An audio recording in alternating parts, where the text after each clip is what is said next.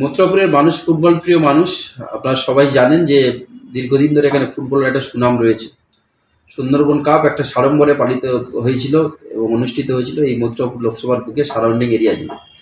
সেই জায়গা থেকে ফুটবলের প্রতি মানুষের যে আবেগ, যে উচ্ছ্বাস, সেই আবেগ উচ্ছ্বাসকে প্রাধান্য দিয়ে আমাদের প্রিয় সাংসদ অভিষেক বন্দ্যোপাধ্যায় অনুপ্রেরণাকে পাথেয় করে আগামী 22, 23 এবং 24 এই 3 দিন একটা ফুটবলের মহা সমারোহ হতে চলেছে কৃষ্ণচন্দ্র বিবেকানন্দ ময়দানে।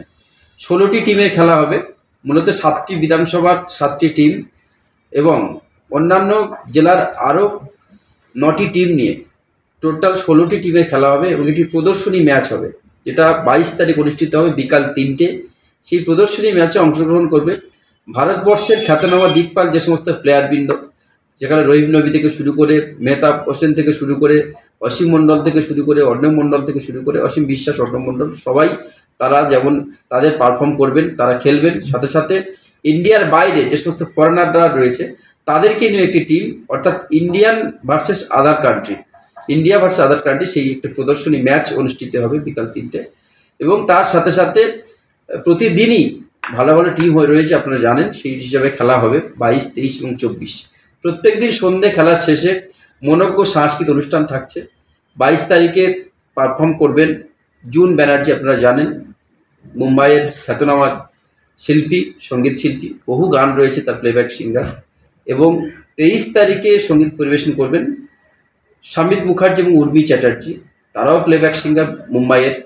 এবং 24 তারিখ সঙ্গীত পরিবেশন করবেন বাংলার খ্যাতনামা অভিনেতা প্রসেনজিৎ চট্টোপাধ্যায় এবং শ্রাবন্তী চ্যাটার্জি, দুজনেই আসছেন এবং তাদের টিম, তারা 24 তারিখ প্রোগ্রাম করবেন।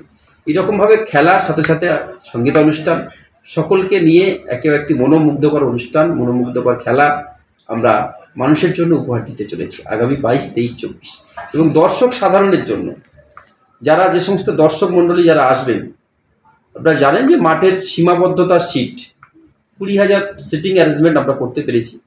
তো সেই বহু মানুষের আবেগ উচ্ছ্বাস রয়েছে এই খেলা দেখার জন্য, যে কারণে আমরা 20,000 কুপন, যে সমস্ত সিট রয়েছে তার কুপন, 20,000 কুপন আমরা দেব।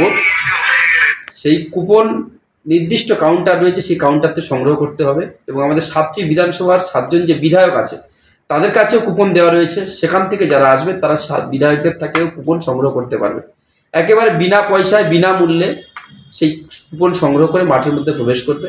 এবং সেই কুপন দিয়ে, কুপনের কাউন্টার প্যাড নিয়ে প্রত্যেক দিন লটারি রয়েছে দর্শকদের জন্য। শুধু যারা খেলবে তারা প্রাইজ পাবে, সেটা তো ঠিকই, কমন ব্যাপার, কিন্তু দর্শক সাধারণ যারা সারাদিন খেলা দেখবেন, যারা এনজয় করবেন, সাথে সাথে তারা দিনের শেষে লটারির মাধ্যমে প্রাইজ তারা নিয়ে বাড়িতে যাবেন।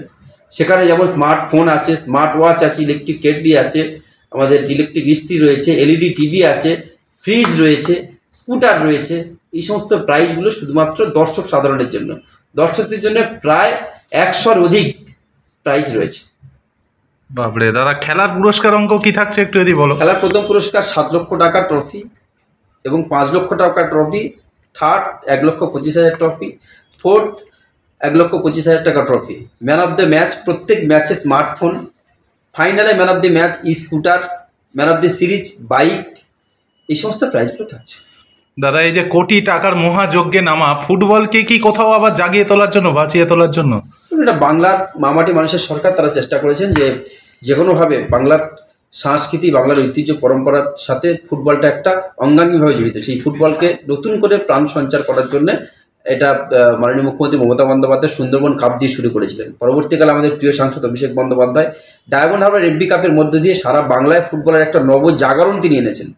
সেইটা থেকে অনুপ্রাণিত হয়ে আজকে মথুরাপুর লোকসভা